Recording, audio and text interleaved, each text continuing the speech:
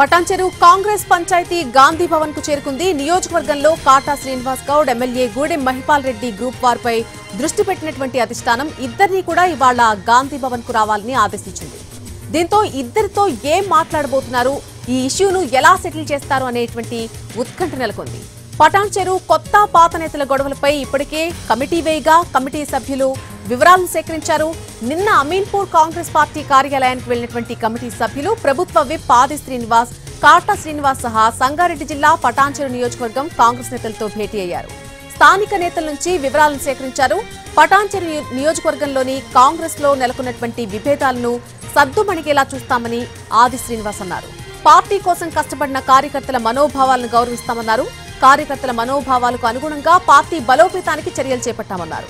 ఈ నెల 23న ఎమ్మెల్యే మహిపాల్ రెడ్డికి వ్యతిరేకంగా కాటా శ్రీనివాస్ గౌడ్ అనుచరులు ధర్నా నిర్వహించారు. MLA Mahipal Reddy camp office పై దాడి చేసి కుర్చీలు విరగొట్టారు. సీఎం రేవంత్ రెడ్డి ఫోటోను కాంగ్రెస్ శ్రేణులు మహిపాల్ రెడ్డి క్యాంపు కార్యాలయం లోపల పెట్టారు. కాంగ్రెస్ కు చెందిన పాత వర్గాన్ని ఎమ్మెల్యే మహిపాల్ రెడ్డి గుర్తించడం లేదని ఆరోపించారు. ఆ రోజు విభేదాలు కాస్త రోడ్డెక్కడంతో పార్టీ హైకమాండ్ దిద్దుబాటు చర్యలకు దిగింది. కాటా శ్రీనివాస్ తో పాటు మహిపాల్ రెడ్డి మధ్య సయోధ్యకు ప్రయత్నిస్తోంది. ఇద్దరు నేతలను ఇవాళ గాంధీ భవన్ కు రావాలని ఆదేశాలు జారీ చేసింది. ఇద్దరి అభిప్రాయాలు సేకరించి విభేదాలకు ఫుల్ స్టాప్ పెట్టాలని కమిటీ నేతలు భావిస్తున్నారు.